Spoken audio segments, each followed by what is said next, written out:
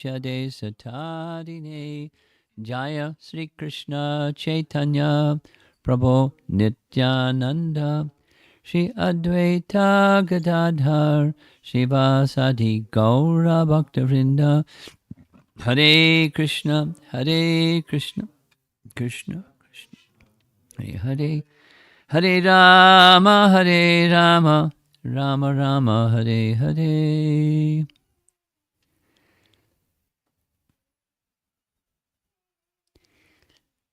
Where to begin? A nice place to begin is Rupa Goswami, having received all transcendental knowledge from Chaitanya Mahaprabhu about the process of devotional service, wrote a book about the process of devotional service, Bhakti Rasamrita Sindhu. And in that book, he has two verses that describe the stages of bhakti. The first stage that's listed is Adau Shraddha, and the final stage is Prema, and there's 7 more in between. So from beginning, from the seed to the stage of pure, unadulterated, unmixed devotional service to Krishna, pure bhakti, Prema Bhakti. And since Shraddha, or faith, Adau Shraddha, some preliminary faith, is required, one of the ways that that Vishwanath Chakravarti Thakur describes those 9 stages of bhakti, he describes them as stages of faith. Preliminary, intermediate, more mature, fully mature, perfect.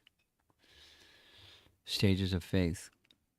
Stages of faith in what? Stages of faith in the existence, my existence as an eternal servant of the source of everything. I'm part of that everything, and the function of the part is to serve the whole.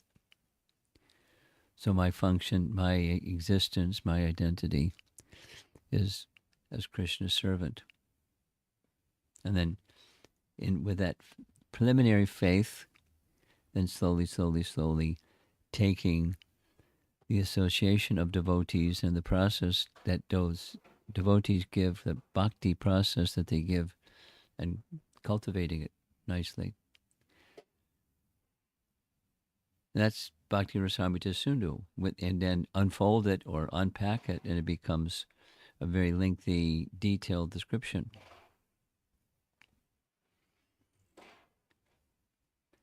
The principle of faith, so that's how it starts and then grows and grows, is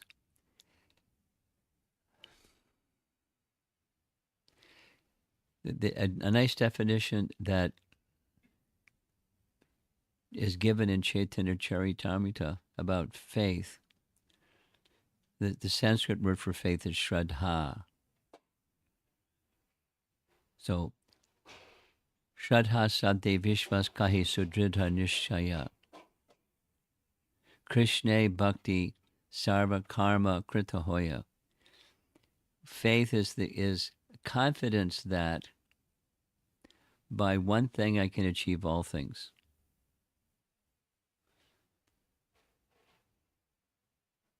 If I hit a home run, I get on base. It's a good achievement. Hit a home run, or if I something fill in the blank. I have confidence that I sacrifice so much for my education that if I get a good education, then the bell will ring and so many desirable things will be there. And so I sacrifice because of that one thing with confidence. And we have confidence in something. That something is going to bring a desired outcome. So let me focus on that something, whatever that something is. Some people like playing piano. Some people like art. Some people like music. Some people like this and some people like that. So aside from those things that people may like, what's that place or pose, that propensity or tendency, such that all desirable things will be achieved? So the piano playing or the artwork or the music or the whatever directed towards the satisfaction of the Supreme Person, then the Supreme Person will be satisfied, therefore I'll be satisfied, and therefore everything in my life is made perfect. So that's a description of the role of faith in bhakti. And humility has a position in faith. So humility, we're going to spend some time describing what humility is. And it enables me to look up to something or someone that says, I want to become a medical doctor, or I want to become something. So let me study under someone that knows this field, and that by studying under the person that knows the field, I can achieve the thing I want. Looking up, in short. Humility is not thinking lowly of oneself. Humility is recognizing accomplishment, and ultimately all accomplishment comes from the same source, the source of everything. Seeing oneself very tiny before a greater, and before an ultimate, before the Supreme Great. Here's a nice verse that discusses this in Srimad Bhagavatam. This is a painting of Lord Kapila Dev instructing Devahuti on devotional service. That's what the title of the chapter is. The Glories of Devotional Service, chapter 29. And this is being narrated by Maitreya to Vidura. It's a long story. It's a nice story. Who is Vidura? Vidura is one of three brothers, Dhritarashtra the elder, Pandu the middle, Vidura the younger of the three brothers. And Vidura amongst the three was recognized as being especially wise. Although he was younger, in culture, the younger brother looks up to the elder brother. But in this case, the elder brother, Dhritarashtra, looked up to his younger brother because he's so wise. He didn't always take his advice, but he knew he was very wise and respected him for that wisdom. At a certain point of time, without the detail, Vidura went on pilgrimage. For a whole year, he traveled holy places in India, heading in a southerly direction, and then circling back around through Dwarka on the western side, and then into the Himalayas. And then he came back to Hastinapur 1 year. His reason for going to the Himalayas, that's what the painting on the left is showing. There's a cave where Maitreya was. He, Vidura, was sent to receive instructions from Maitreya by Uddhava. Long story. Uddhava spoke at length in the earlier parts of chapter or canto 3 about Krishna's pastimes in Vrindavan, out of Vrindavan. And then Vidura had further questions. Vidura was told it would be inappropriate, against etiquette, if I spoke in the presence of a superior, and not far from here is where Maitreya is. So go find Maitreya and ask your questions of Maitreya. So he does. He asks many questions.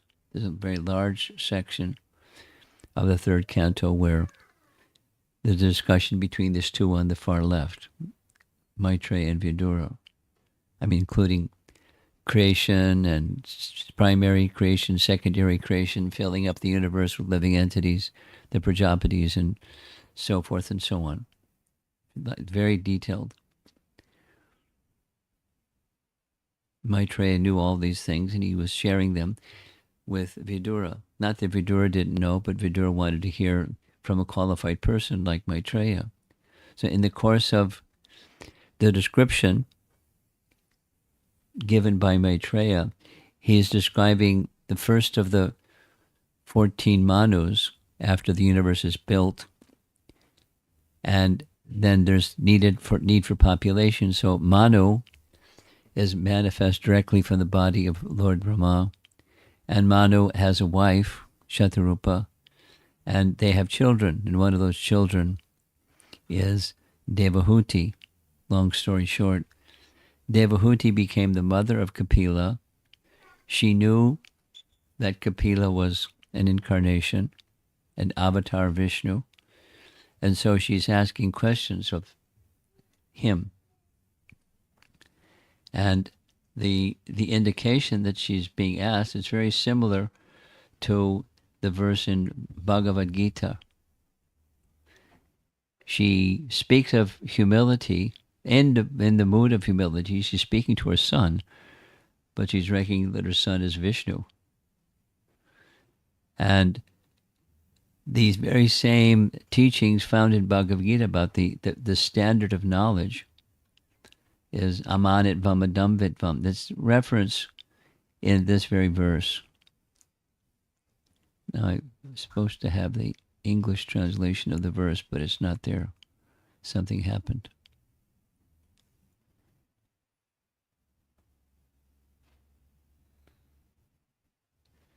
Do you have the Bhagavatam here? Where are? Do you have a Srimad Bhagavatam in the house? Could you bring Srimad Bhagavatam Canto 3?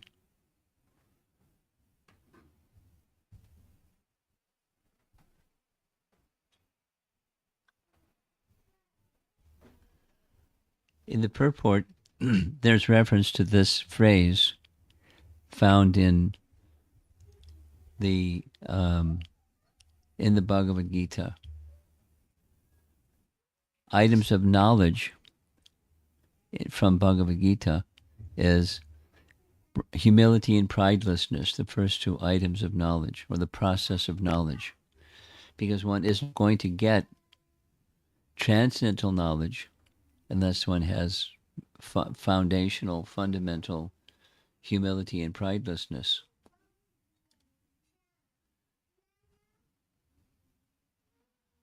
We'll come back when they find the book. Here's a similar verse where humility is spoken of by Chaitanya Mahaprabhu.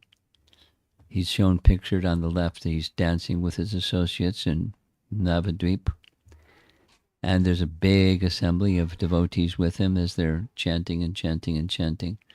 And he's giving some teachings in this verse about how to chant the holy name with taste. How to chant the holy name where there's taste, or anurag, or transcendental attraction to the holy name. And I think there's an embedded recording, and if things cooperate. Here's Prabhupada singing the verse.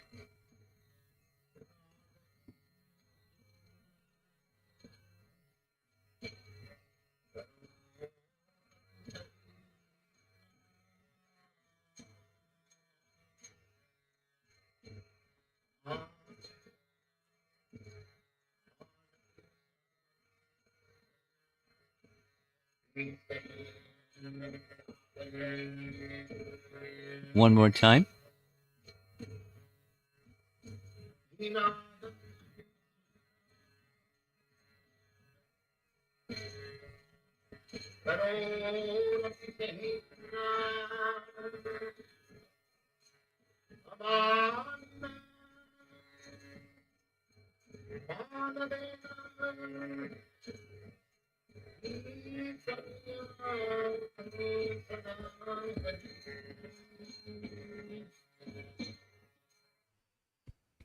The teaching is to approach the holy name or kirtan in a humble state of mind, trin, lower than a straw in the street, taror, more tolerant than a tree, then amanina, same as we heard in Bhagavad Gita, amanitvam, same Sanskrit, manadena, kirtaniya sadahari. One can chant constantly sada if one has these four characteristics: humility, tolerance, and amanina, not seeking appreciation or glorification or words of praise from others, amanina, manadena, but always being ready to offer all respects to others. Here's what Chaitanya Mahaprabhu says about this verse. Raising my hands, I declare,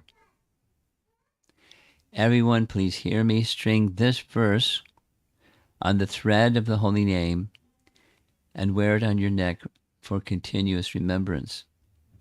In other words, it's out of many teachings, it's of primary importance.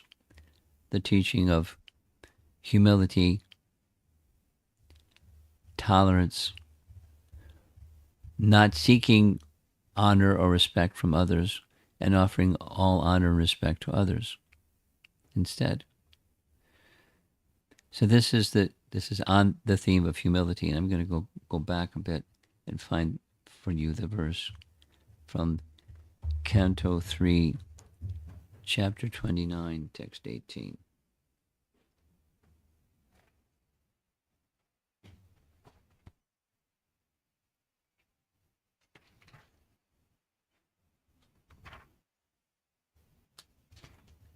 Here it is. A devotee should always try to hear about spiritual matters and should always utilize his time in chanting the holy name of the Lord. His behavior should always be straightforward and simple. And although he is not envious but friendly to everyone, he should avoid the company of persons not spiritually advanced. And here's where Prabhupada speaks of this same verse. For acquiring knowledge, this reference from Bhagavad Gita. In chapter 13, I plan to have at the Sunday feast lecture at the temple, I've been asked to speak something from Bhagavad Gita. I want to speak something from 13th chapter, and in relation to the same. It's kind of on the same theme. In chapter 13 of Bhagavad Gita, there's a question raised by Arjuna. What is knowledge and the object of knowledge? What's the field of activity and the knower of the field of activity? What is material nature and what is who is the enjoyer of material nature? Purusha, Prakriti and Purusha. Essentially, these are three pairs of matter and spirit, matter and spirit, matter and spirit. Because knowledge, without connection with the Supreme, stays on the material platform. Maybe high on the material platform, but it's still on the material platform. And real knowledge means to know matter and spirit and the controller of both. And to come to that position, there's the controller of me, and there's the controller of all living entities, and there's the controller of material nature. And we're not in control. I mean, it's kind of obvious, but people are pretty stubborn. We're not in control. What can you do when the winter comes? You bundle up, but you can't stop the winter. or anything to do with the movements of material nature. You can't stop time. You can't stop getting old or getting diseased or dying. You can't stop it. We're controlled. We're under the control of something or someone.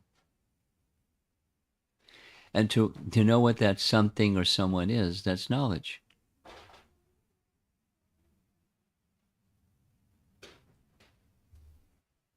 And to receive that knowledge, one has to be humility. And that means submitting oneself to someone who knows.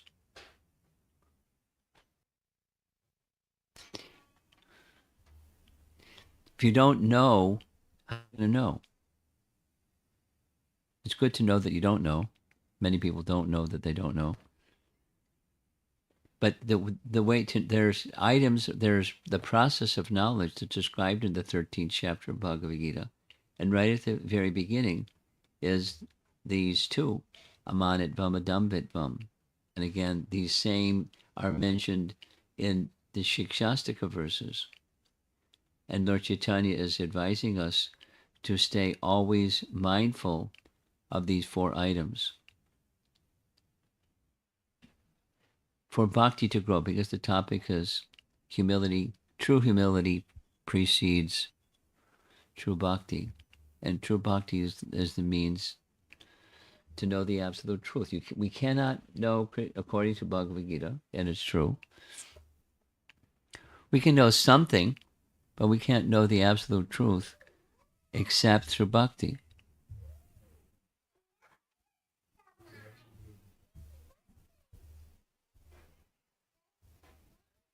Very talkative young one. Okay. Just accept it. It's just life.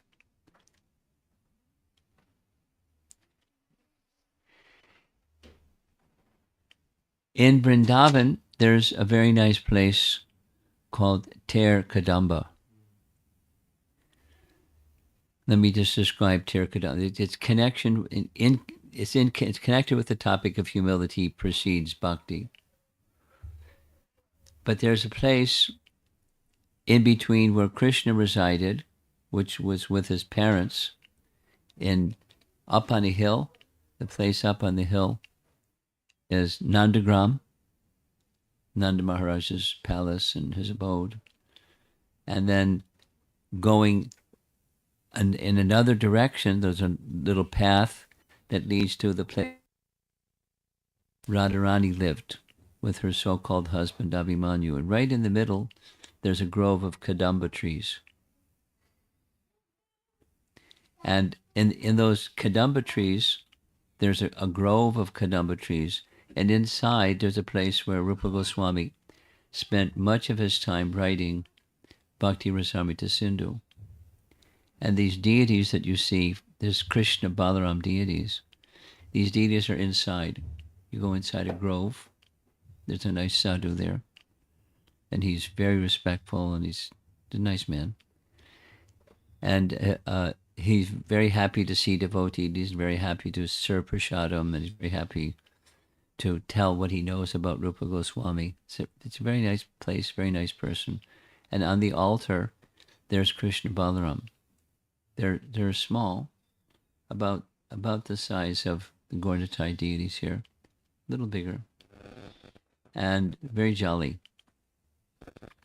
And if you look closely, sometime when you go to Vrindavan and go to Ter Kadamba and see this place, up above the altar, there's inscribed in Sanskrit the verse that was written by Raghunath Das Goswami about Rupa Goswami, because in this place, Ter Kadamba, is Rupa Goswami wrote his books about devotional service. Much of his writing was there. So here's the word trin again. Adadantas tranam dantire icham yache punak Srimad Rupa Padamboja Rajo Ham Syam Bhave. Taking a blade of grass between my teeth, I repeatedly beg that birth after birth I may obtain the dust of Srila Rupa Goswami's lotus feet, Rajoham, the dust from the feet of the great personality, Rupa Goswami. And in Rupa Goswami's life, Raghunath Das Goswami, who wrote this book, by the way, or wrote this prayer, it's a prayer. It's a book that's describing a pastime of Krishna. That following the message of Rupa Goswami's writings, he wrote a similar pastime. It's a tax pastime.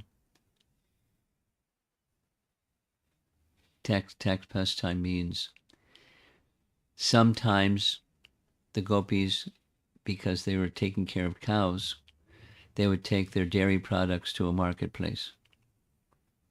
And Krishna would stop them and instruct them. You can't pass. I'm the toll collector, tax collector. You have to pay a tax. And then some discussion back and forth and wonderful exchange between them. So Rupa Goswami wrote Dan Keli Chintamani. This is Raghunath Das and Dana Kamudi. Rupa Goswami wrote a similar little short story about this pastime. So he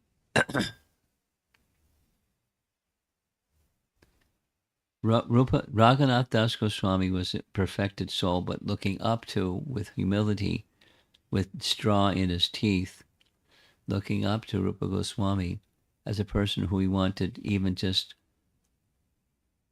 a particle of dust from his lotus feet. And if he could get that birth after birth, that would be his perfection. In other words, I'm pointing to multiple sources that indicate the importance of humility in understanding Krishna.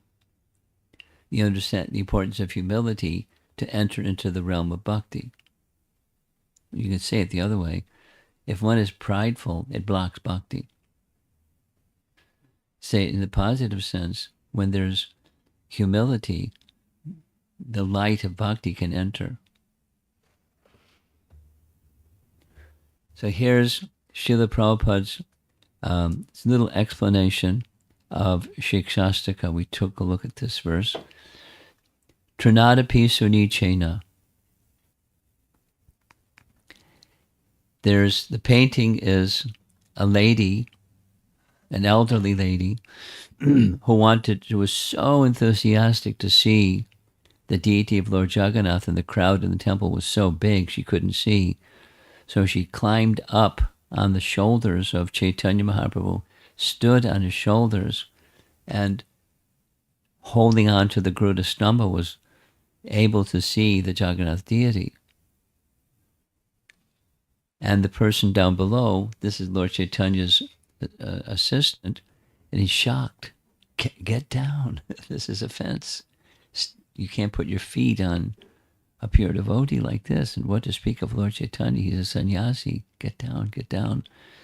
And Lord Chaitanya instructed his assistant, no, let her go. Her enthusiasm is so profound. If only I had the same enthusiasm to see Lord Jagannath that she has. So Chaitanya Mahaprabhu, was taking the position of humility. And this lady has lost it. She's lost all external sense of propriety in her extreme enthusiasm to see Lord Jagannath. There's another nice example. This is Sanatan Goswami coming before Chaitanya Mahaprabhu, although he's vastly learned. This is part of humility. Although one may have credential or some asset, one may be a good singer, one may be a good speaker, or a fantastic artist, or can cook very nicely, or organize things nicely, or conduct festivals, or something, something, something. But the most qualified person, having all these attributes, they're at the same time very humble, and that's the crowning attribute. So Sanatana Goswami, from his childhood, he was vastly learned in Srimad Bhagavatam, and yet when he knew that Lord Chaitanya was willing to meet with him, here he is, dressed in very simple garments, coming and literally clasping the lotus feet of Chaitanya Prabhu, and with straw in his teeth, considering himself very fallen, and looking up to the one who is not fallen, and seeking upliftment in questions. Sometimes in Vrindavan, you'll see, particularly going around Govardhan Hill, there are devotees that are engaged in Dandavats Parikram. And the photograph is one fellow that doesn't just take one stone, pay obeisances, reach out, place the stone that was its farthest of his reach, and then sit up again, pick up his little straw mat, move to where the stone is, and then extend again. There are persons that do this, go around the whole of Govardhan, 108 stones, and all the way around, and all the way around, and all the way around. Now they're chanting of some mantra, most likely, while they're doing this, but they're feeling themselves at the mercy of Govardhan Hill and the mercy of Krishna. And when one is humble like this, according to what Lord Chaitanya teaches, in such a state of mind, one can chant the holy name of the Lord constantly. And it's the chanting of the holy name of the Lord that gives a lot of spiritual potency. And we all know the mantra. Now, the Hare Krishna mantra is a mantra that's available to anyone, because the rules of a Sanskrit mantra are absent, although at the same time it's a mantra. The rules of Sanskrit mantras there's three parts. There's the offering of obeisances, that's at the very beginning or the very end. Like namaha, Om Vishnu Padaya, Krishna Prastaya Bhutale, namaha comes at the beginning. And then there's the person who is being honored, and then there's the conclusion at the end of a mantra, like Om Narayanaya Namaha. So there's the bija syllable, there's the person being honored, and there's the namaha, the paying of obeisances. There's a very nice description of what this word namaha means. This is found in Padma Purana, and it's everything to do on our topic of humility. Ma represents ahankar, and na is negation of ahankar. Na, maha, without false ego. Thus, by uttering namaha, one negates one's independent attitude. This is taken from Padma Purana. Here's the reference. The jiva is dependent on the Lord. He lives with dependence. Therefore, one should completely reject the idea of accomplishing by one's own capacity. I mean, it's standard in embodied life in the material world. People try to accomplish something. They develop a skill to do something, and they do that something feeling, I've accomplished it. Whether it's academics or sports or social or political or any arena. Do something, develop the skill to do that something, and feeling there's an accomplishment. And namaha means leaving all of that to the side, while still being vigorous and enthusiastic and very active, without false ego. Nothing is left to be accomplished by the ability of the Lord. Consigning one's body to the Lord one should serve him. That's this sense of namaha. A little bit further on the principle of humility, some of you know, according to, again, same Padma Purana, there's 6 principles of surrender, and humility is one of those 6.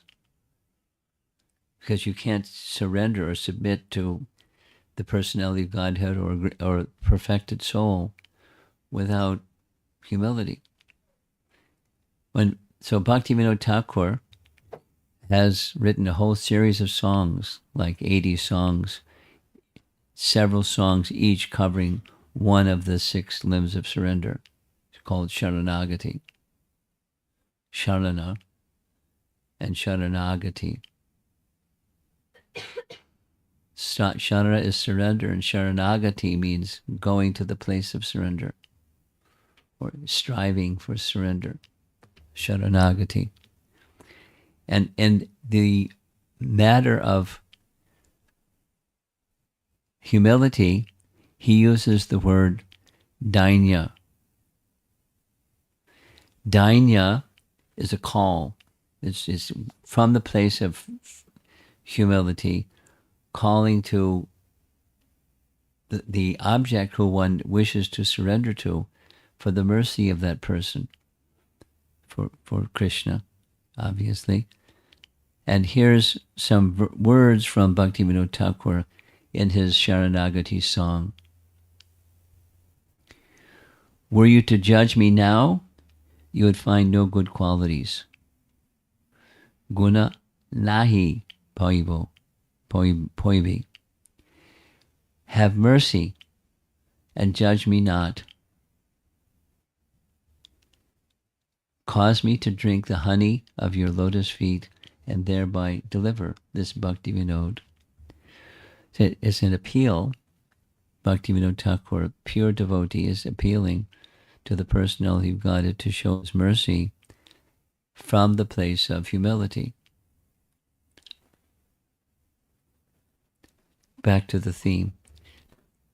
True humility precedes pure bhakti or true bhakti. I mentioned already the position of Rupa Goswami, and Rupa Goswami and Sanatana Goswami. You saw some nice painting of Sanatana Goswami coming with straw in his teeth. Both of these brothers, so exalted were they in their devotional practice. They were leaders of the Vaishnava community. And at the same time, they considered themselves very meek and insignificant. Another fantastic example is Haridas Thakur. Maybe you know Haridas Thakur, the Acharya for the chanting of the holy name. Although he was born in a non-Vaishnava family, born in a Muslim family, from his childhood, he had a liking to chant Hare Krishna mantra, and all day long, for the rest of his life, he chanted the Hare Krishna Maha Mantra. This is his murti in Jagannath Puri, where he left his body. And there's another very interesting story found in Mahabharata about someone that wasn't really humble but wanted something. Ekalavya. Who here knows the Ekalavya story? 1, 2, 3.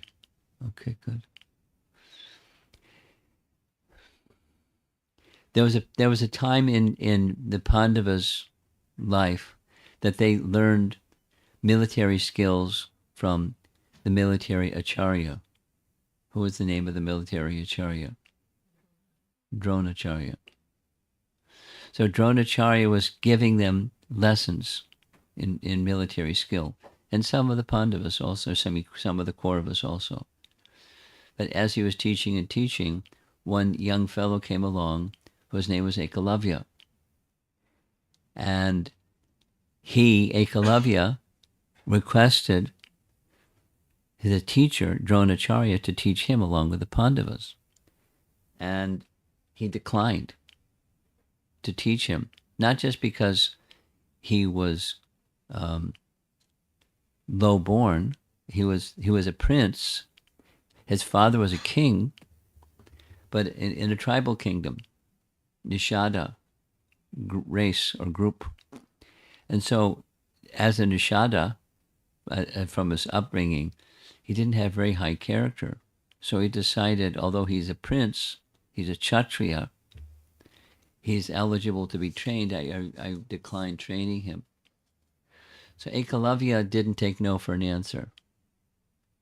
Ekalavya said, very well, I'll make a murti of Dronacharya, that's what you see in the background, and establish a little altar where there's a murti of Dronacharya, worship Dronacharya this way, and gradually develop my skills in military art. And this is often pointed to as how important is deity worship, or how potent is deity worship, just by worshiping the deity. Although Dronacharya said no, he's saying yes, and by establishing a deity. He was a poor man, so the deity was just earth and water. Means mud. A mud deity, and shaped nicely, and worshipped. He literally worshipped the deity and developed fantastic military skills. So Mahabharata describes one fine day,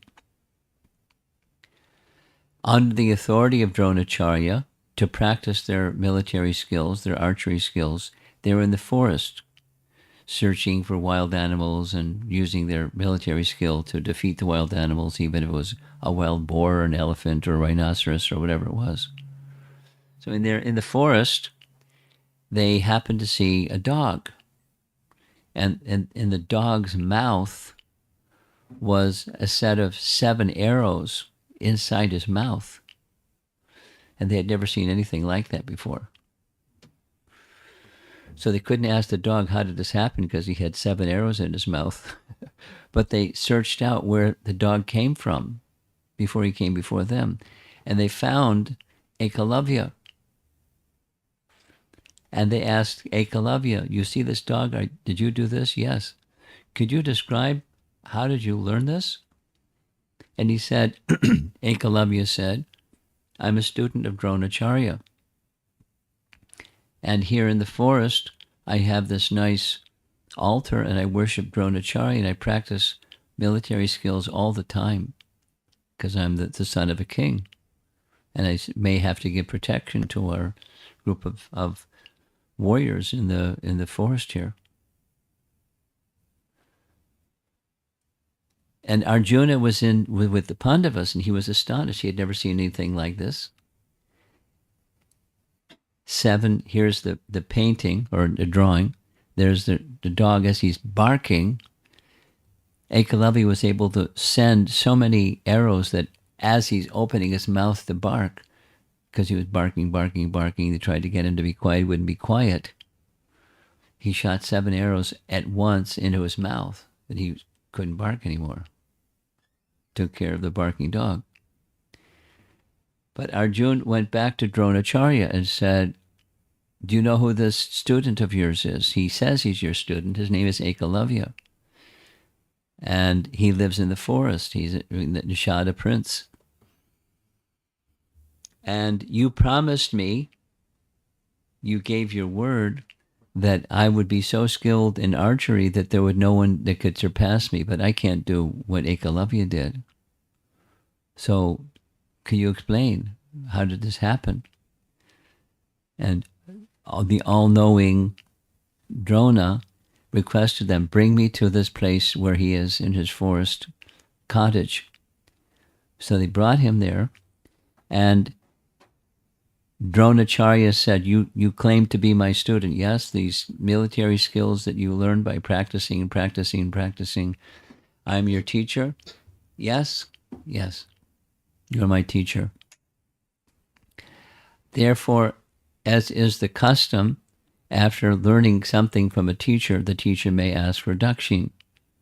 So the dakshin that I ask you for is your thumb, your right thumb. And there's this nice painting. There's his cottage, and there's the Murti of Dronacharya, and there's Dronacharya. And right next to him is Arjuna, and he cut off his thumb, as was requested by his teacher. So on the one hand, he became a student against the instruction of his spiritual master, but his submission to his spiritual master was so profound that he developed all these skills, even though he wasn't directly instructed by Dronacharya. So I'm narrating this as a kind of twist, an unusual twist in the matter of humility, but that without some submission, even against the wishes of Drona, without some submission, he wouldn't have been able to develop those skills. And even one has developed those skills, the continuation of those skills is up to the teacher. Or this nice example, I'm sure you know from the first canto Bhagavatam, when Arjuna comes back to Hastinapur, reporting to Yudhisthira what happened when he visited Dwarka. You know the story?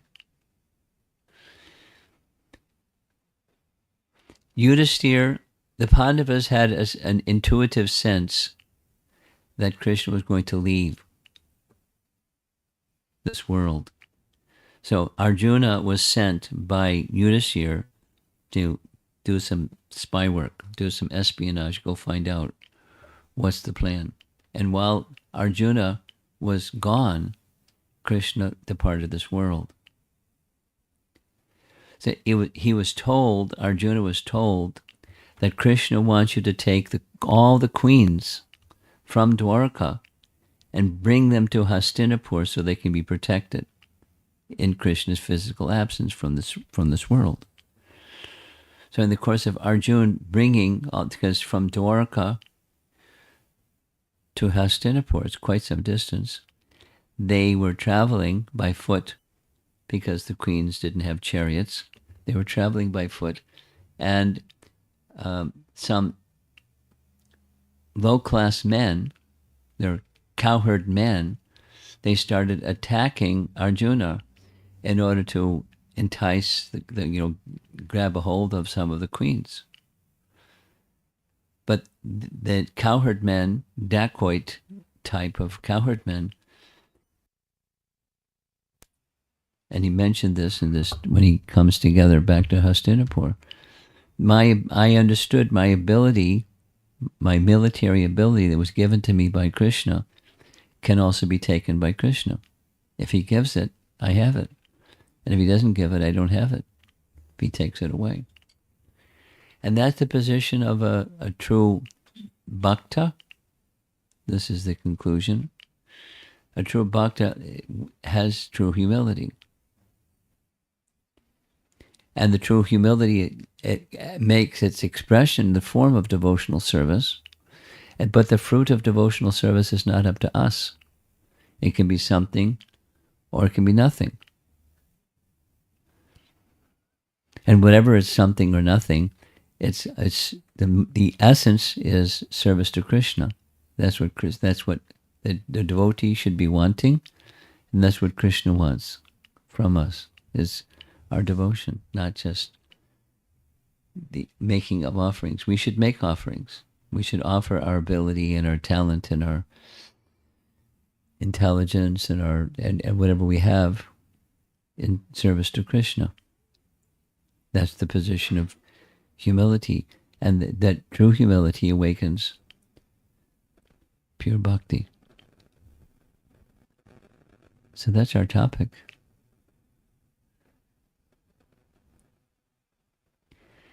There's other layers of this topic, but that's enough for the time being. Let's see if there's some discussion.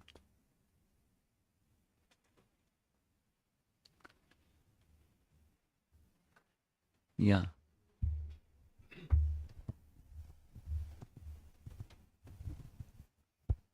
Hare Krishna. Such a beautiful presentation. Thank you so much. I have a few questions, but first one is, so the topic is true humility precedes true bhakti. What precedes humility? Mm-mm.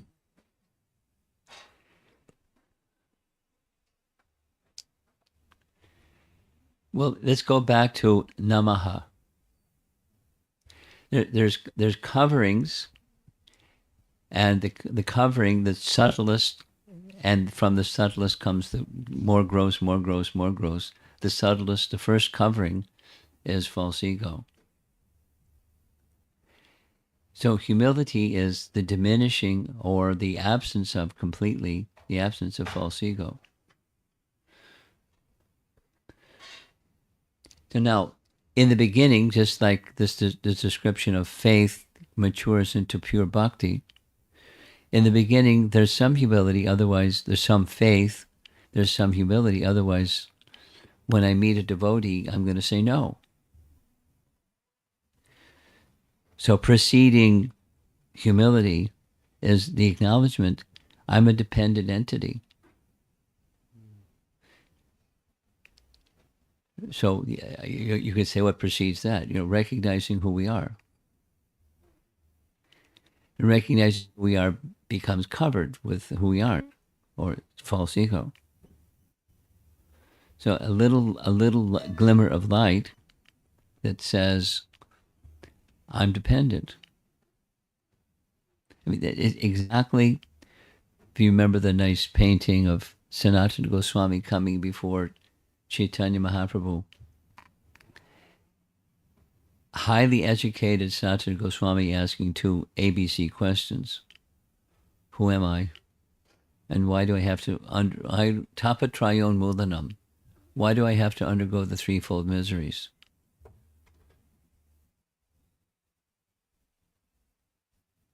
I don't want to, so it's recognizing one's dependence.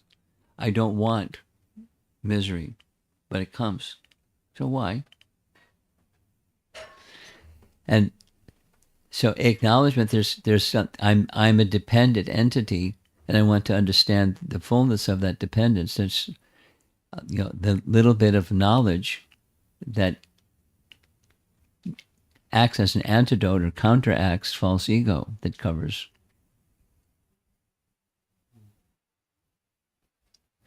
So some light or some knowledge.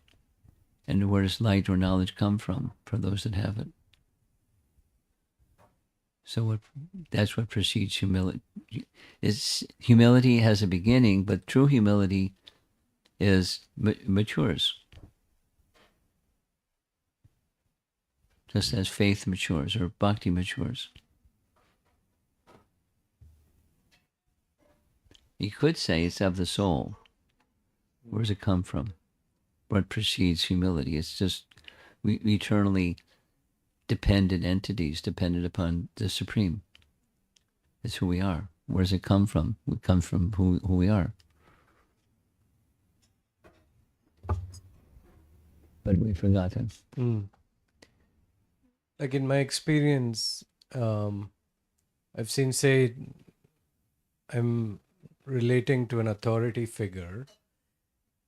It seems that, if I feel heard or listened to or validated, acknowledged, then humility seems more easy versus if I don't have those feelings, right, of being heard. And so is that, like I'm looking at some of the slides you showed with Vidura listening to Maitreya, or Mother Devahuti listening to Lord Kapila, and like, was there a stage where they had to be heard or listened to before they came to that position of humility and complete hearing? No, it's not a prerequisite.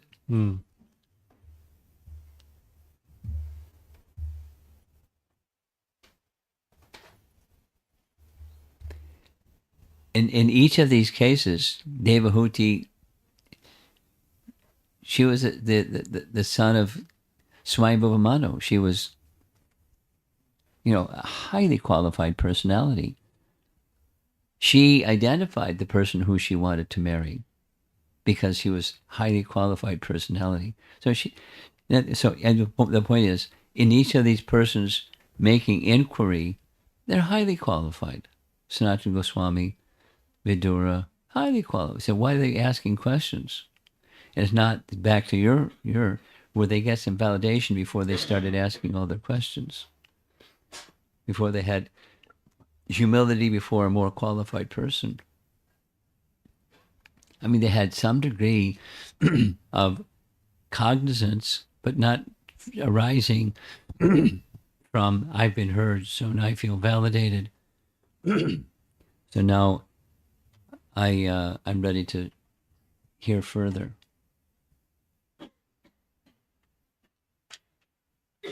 It's not a prerequisite. Okay. So as a teacher, or says someone, if I'm guiding someone, how do I facilitate the cultivation of humility if it is not a prerequisite for them to be heard, right? Feel heard or feel validated. So is it more around helping them see that they are a dependent entity? Is that? Well, there are different ways of yes, and there are different ways of achieving that. It can be said directly, indirectly, or just by your nature as one who cares about others. They feel, whether they've been heard or not, they feel you really care about them. There's some significance to you, in you, towards them. Or, they're up and I'm not. There's a qualified person. I mean, for example, think about how Prabhupada did what Prabhupada did. He was living amongst uncivilized people. Purposefully. I mean, purposely in the sense that he saw the spirit soul just covered by the conditioning of their material existence. And he was overlooking their material existence and just being and giving. And because they were receiving, they felt, wow.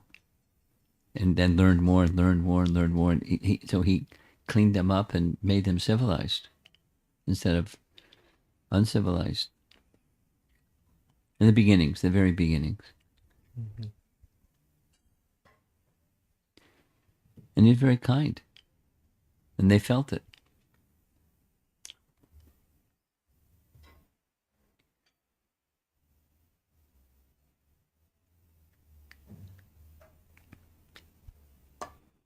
Say the same thing in a different way. Take that prime example of our founder Acharya. What motivated him to do what he did? Besides, he was serving his spiritual master, but those persons who he was giving the bhakti message to, he saw they were suffering. Sarve sukhino bhavantu. People should be happy. I mentioned yesterday evening, the New York Post radio interview. People should be happy. And to be happy, you have to know who you are. And you could see people didn't know they were covered. And it struck him. Compassion.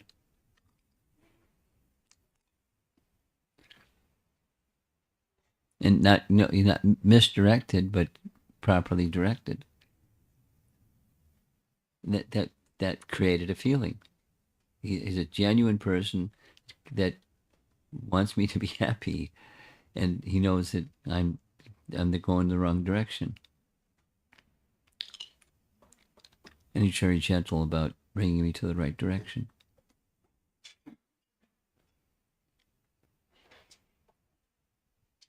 Now, how Prabhupada engaged with new people was very much dependent upon the circumstance and their culture and place. And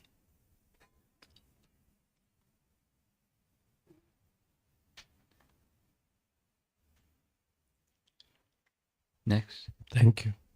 you Hare Krishna Maharaj. Hare Krishna. In the purport it says straightforwardness and simple. Yes. And generally when you want to speak straightforwardly or truth, you feel very scared, but thinking feel that what? you feel very scared talking straightforward way. You think that you might be hurting other person. So should we follow non-violent communication in that situation? Yes. The relationship means everything. What you say and what you don't say, and how you say it, depends on the relationship. And sometimes you don't say it. But if you say it, then what is straightforward doesn't mean you bang somebody on the head or, point to their some shortcoming in that other person. You have to be straightforward. The emperor has no clothes. So how to be straightforward in a way that's not just diplomacy, but it's with culture. According to my position, their position. With respect, because they're spirit, soul, part and parcel of Krishna. Let me respect them. And how do I speak straightforwardly to somebody whom I respect? Take culture. And, nonviolent communication, same. Or empathic communication. Thank you, Maharaj. Okay.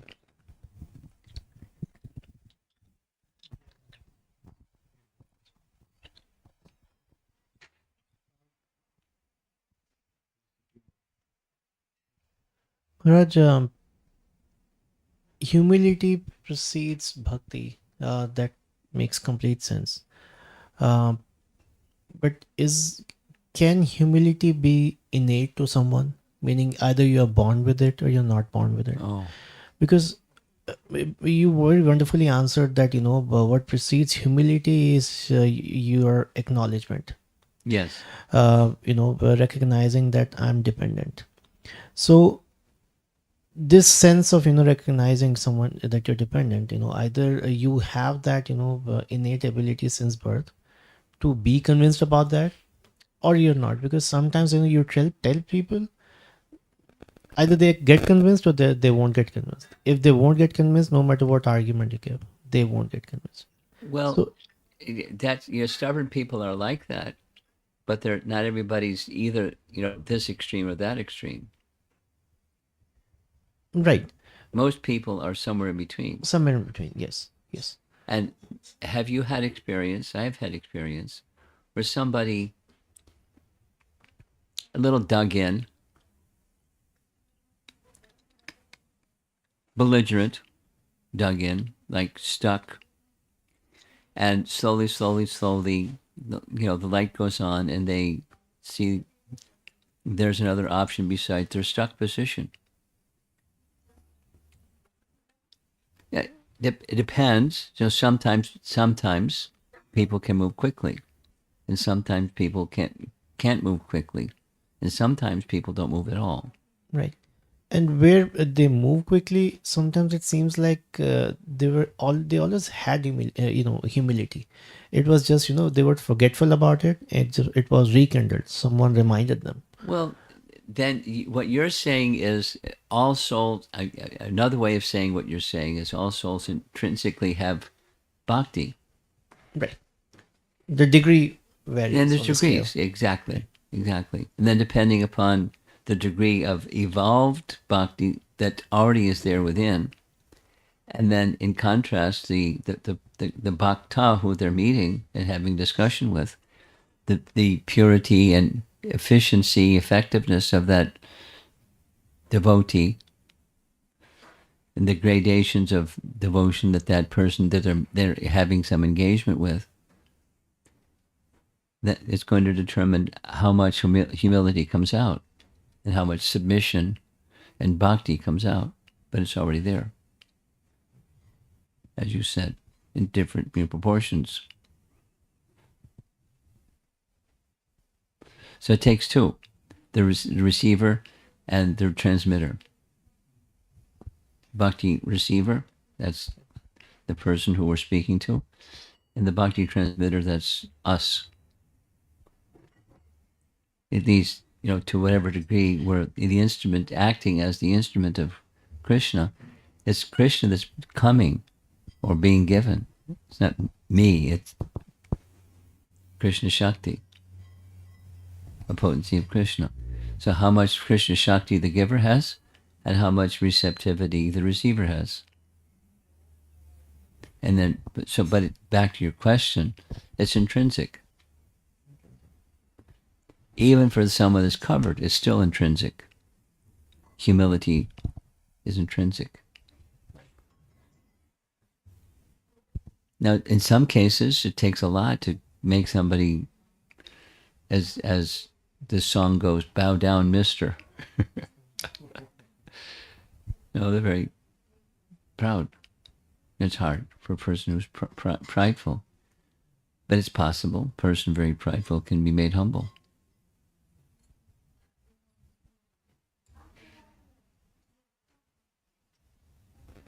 I think it's a combination of stuff. I mean, right kind of environment and association.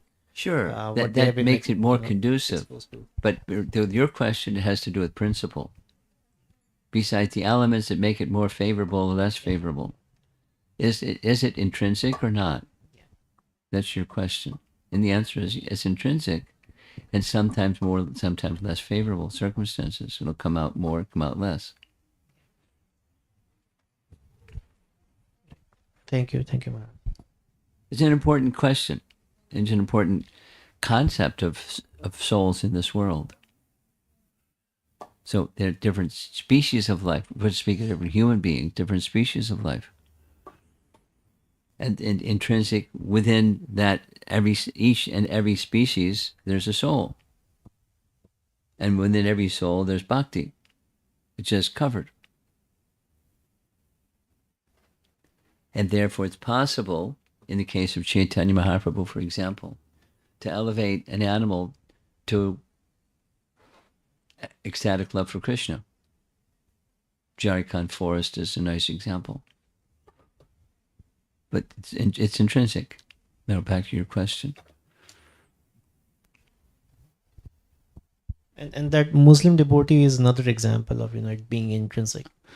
Which is? I'm forgetting the name of the Muslim devotee who Haridas Thakur? Haridas Thakur is right. He too, I guess, is another example of it being intrinsic. Yes. He got the right environment, all the elements, yes, they align. Yes, and from his childhood he had. And I've not read anything that says where did he get the holy name, because he's from a Muslim family. And the Muslim families don't chant Hare Krishna mantra. So he received it from someone. But it was already a receptivity from whoever he received it. And then he continued, etc. Okay. May I You have ask something? One unrelated question. Yeah, go ahead. So you added an anecdote, right, about Arjuna taking wives from Krishna's wives from Dwarka all the way to Hastinapur, and he Yes. could not protect Yes, them, exactly. as he would have otherwise, when he was at the the Yes. acme of his Yes. abilities.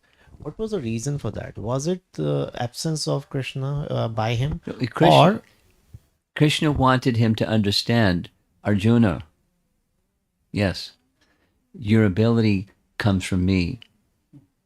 And if I withdraw the ability, you don't have ability because it comes from me.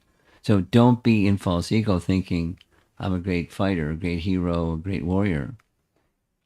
You're an instrument. And that greatness as a warrior or as a fighter, as a whatever, is from me. So Krishna could take it and then give it back, or give it back and take it. So it's just to show Arjuna he's dependent. And sometimes elevated souls become forgetful. In some cases, elevated souls, like Arjuna becoming bewildered on the battlefield, that was Krishna's internal potency. Similarly, the purpose behind Arjuna's inability, because the queens weren't harmed, Krishna didn't put his queens in harm's way. But Arjuna had a good lesson. Don't forget. And that's good for all of us to not forget. Arjuna was a great devotee himself, right? Yeah. Was he forgetful prior to this incident? Well, there's two forgetfulness. There's more than one forgetfulness. There's a third forgetfulness, but it was induced by Krishna. Something happened, after the Kurukshetra battle. The Bhagavad Gita was spoken. The battle began, and when it came to the 8th day of the 18-day battle, Grandfather Bhishma took a vow that he would kill the Pandavas with 5 arrows. That's pastime. So Krishna said, Arjuna, get those 5 arrows. Then the next day, Bhishma understood Krishna tricked him. I took a vow, and Krishna made me break my vow. I who never break. So I'm going to, today, before the sun sets, I'm going to kill his dear friend Arjuna. Knowing that he can't kill Arjuna. Knowing that he can't. And because Krishna will protect him. But he wanted Krishna to break his vow. It's chivalry. It's love. Anyway. So then the very next day, it was told, Grandfather Bhishma told the Pandavas, the only way you can defeat me is to have Sikandi stand in front of me. And then I won't take my weapons. So Sikandi was put in front. This is detailed, this Mahabharata complicated story. And Arjuna was the one that was supposed to kill him. But Arjuna couldn't do it. He again had the same existential dilemma that he had during Bhagavad Gita. I can't do this. I can't kill my grandfather. I can't do this. But then Krishna ordered him, do it. Kill Grandfather Bhishma. Do it.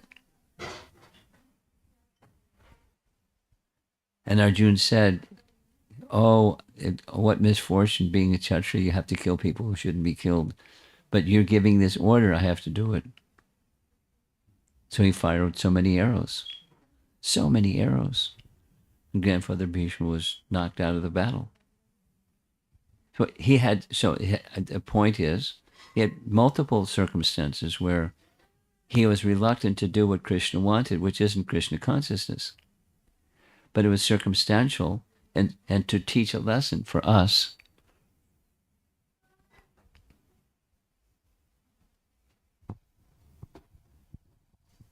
Understood, Maharaj. Good. Thank you.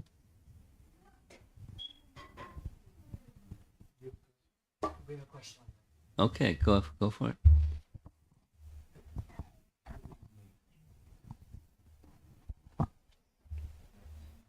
This is a question from Vamsi Krishna Somasi. Hare Krishna Guru Maharaj. Can we eventually reach the stage of true humility by regular hearing and chanting, or will it be the consequence of a special mercy or service? What's the cause? Is it effort or is it mercy? That's the question. You read that as the question. I'm asking you. Do you understand that to be his question? Which is the cause? Is it effort or mercy? Boiling it down. And it's a combination. It's not one or the other. It's a combination. Effort alone is insufficient. Mercy alone, supposing I got the door locked. Children, shh.